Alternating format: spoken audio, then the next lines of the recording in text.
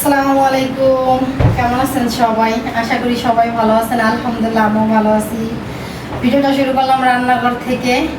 আজকে রান্না করব হচ্ছে সেদিনকে ডাঁটা শাক আনছিলাম। ডাঁটা শাক তো রান্না করি নেই, পরিষ্কার করে ফ্রিজে রেখে খেতেছিলাম। সেখান থেকে কিছু ডাঁটা শাক বের করছি, সে ডাঁটা শাক ভাজি করব। আর হচ্ছে সেদিনকে তো মুরগির মাংস আনছিলাম, আবার আলাদা করে মুরগির পা, গিলা, কলিজা, মাথা, পাখনা এগুলা কিনে আনছিলাম। সে জায়গা থেকেও কিছু বের করে নিছি, আলু দিয়ে ভুনা ভুনা করবো। ভাত রান্না করা হয়ে গেছে, এখন শাক ভাজি আর হচ্ছে এগুলো রান্না করব। সকালের নাস্তা আছে, তারপর আমি অনেক সকালে রান্নাটা চড়াই দিছি। এই জন্য আমি হচ্ছে এক জায়গায় যাব। তো কোথায় যাব, কি করব সেটা তো আপনাদের সাথে শেয়ারই করি। তো স্কিপ না করে ফুল ভিডিও দেখেন, তাহলে দেখতে পারবেন। রান্নাটা আমি শুরু করে দেই।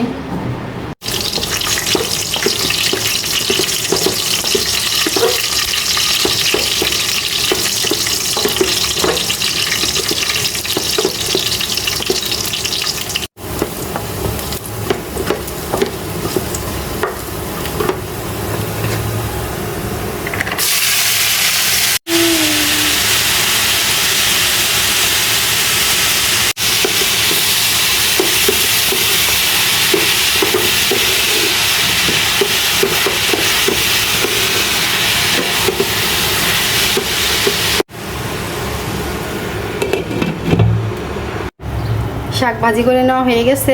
শাক ভাজি তো আর বেশি সময় লাগে না, এই জন্য তাড়াতাড়ি শাক ভাজি করে নেওয়া হয়ে গেছে। এখন রান্না করে নেবো তরকারি।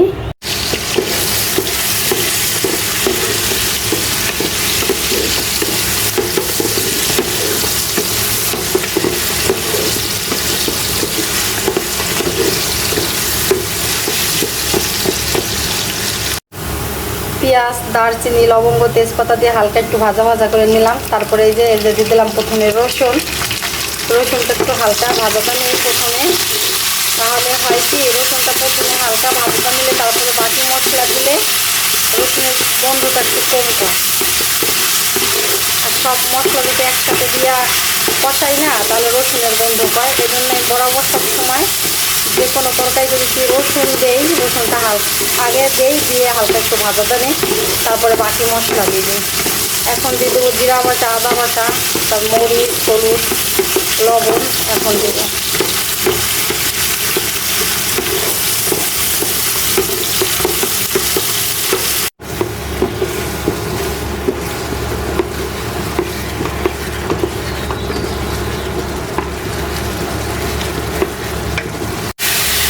মশলাটা সুন্দর মতো কষানো হয়ে গেছে। এখন এর ভিতরে দিয়ে দেবো হচ্ছে যেইগুলা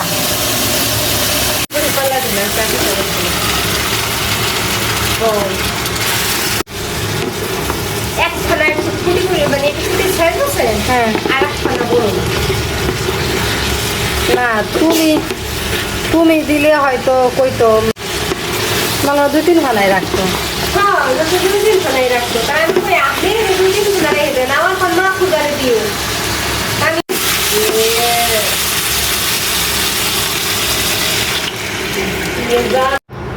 সবাই ভাবে কি যে এটা তো ইন্ডিয়ান প্রোডাক্ট।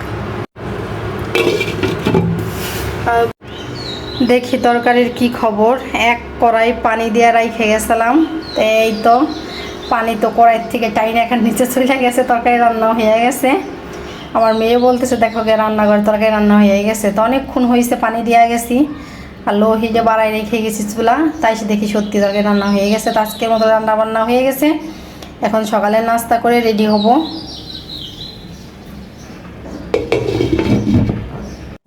এই তো বোরকা পরে রেডি হয়ে নিছি, এখন যাব। রোদ তো মাশাআল্লাহ দিলে অনেক ভালোই উঠছে।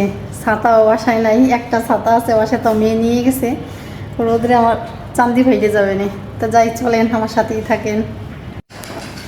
জানলাগুলো দিয়ে যায় না, পেঁয়াজি ঢুকে পড়বেন এই জায়গাতে।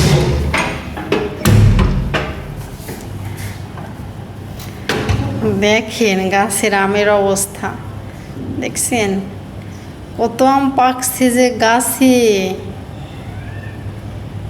অনেক আম পাকছে গাছে। থাক এগুলো দেখে আমাকে লাভ নাই, শুধু দেখবোই শুধু আমরা।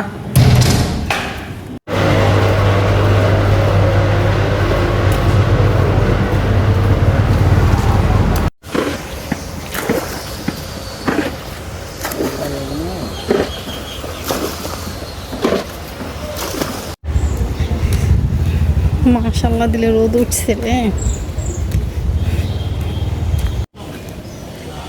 এদিক দিয়ে যাওয়া যায় না নাকি জানো?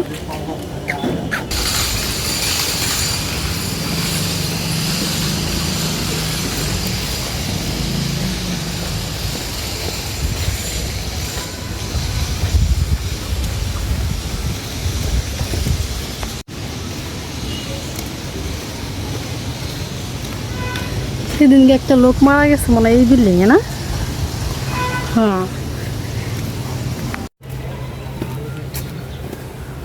কি চিপা চাপা রাস্তা রে বাবা।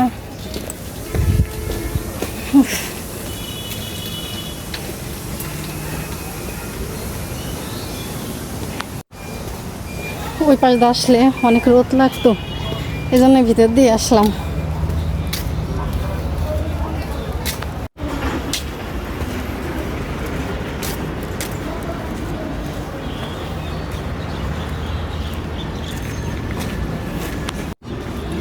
চলে আসছি, যখন আমি ভাঙ্গা আসি তখন এই বিল্ডিংয়ে আমি বাসা দেখতে আসছিলাম। বাহির দিয়ে এরকম দেখা গেল ভিতরে ইউনিটগুলো অনেক ভালো। যেই কাজের জন্য আসছি সেই কাজ হয়ে গেছে, 10 মিনিটও লাগলো না। এখন চলে যাইতেছি। এরকম শব্দ হয়ে গেল মিটারে।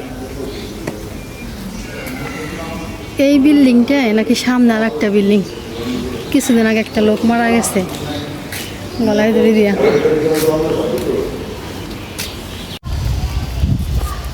নাকি ওই বিল্ডিংটাই জানো, ওইটাই হবে নাহলে এইটাই হবে।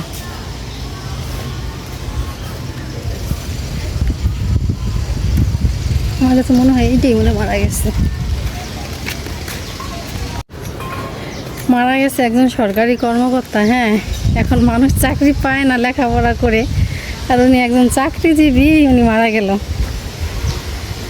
আল্লাহ জানে সবার মনের ভিতরে কি চলে, আর নিশ্চিত আর কি ছিল। আসার সময় এসে খাওয়া পার হয়ে, যাওয়ার সময় খাওয়া পার হয়ে যাব। এদিক দিয়ে করতো, এখন দুপুর টাইম, প্রত্যেকটা হোটেলে কারাকিল লাগাই দিছে। এ বলে আমার হোটেলে আসো, ও বলে আমার হোটেলে আসো, চিল্লি লেগে গেছে। হোটেলের সামনে তো অনেক মানুষ থাকে দুপুর টাইমে, খাওয়ার জন্য ডাকাডাকি করতেছে।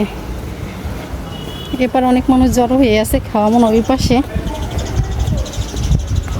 ওই যে খাওয়া আসতেছে। যাই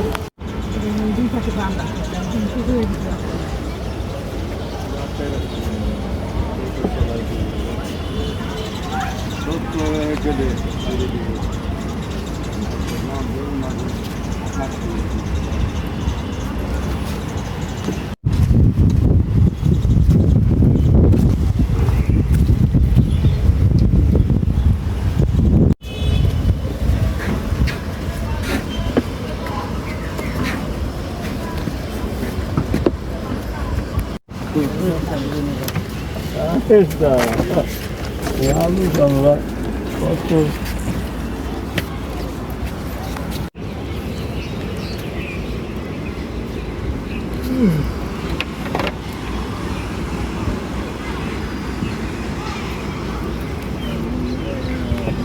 বাসায় যাইতেছি ঝুরি ভাজা কিনে নিয়ে।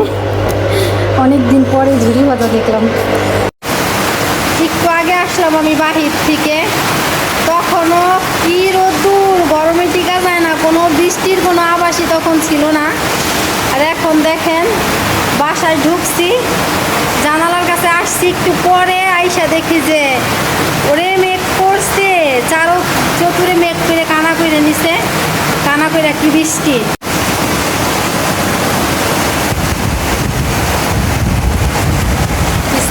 আসতেছে দিকে বাবা, একলাই দিক দিয়ে আসতেছে। ওই যে আমকো বৃষ্টি সে মিশা গেছে একেবারে, এখানে ছাদের সাথে আম একেবারে মিশা গেছে। ঝুম বৃষ্টি নামতেছে, ঝুম বৃষ্টি, আর একলা আসতেছে এদিকের থেকে।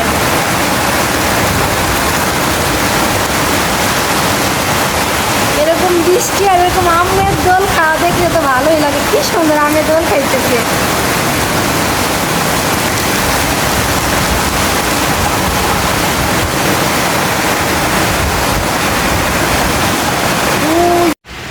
4টা থেকে বৃষ্টি শুরু হয়েছে, ঘুম থেকে উঠা থেকে 6টা বাজে, এখন পর্যন্ত বৃষ্টি থামে নাই। এখনও বৃষ্টি নামতেছে আর বাতাস বাহিরে, এখনও বৃষ্টি আর বাতাস হইতেছে। ওই পাশ থেকে আমি এই পাশে আসছি জানালার কাছে, এই সাইড দিয়ে যে বৃষ্টি তো নামতেছে প্রচুর পরিমাণে, আবার এই যে ছাদের পানিও নামতেছে, মাঝে মাঝে আসলা আসতেছে। জানালাটা দিয়ে দিয়ে এই পাশে, এখানে বসে থাকা যাইতেছে না, এছাড়া ভিতরে চলে আসতেছে।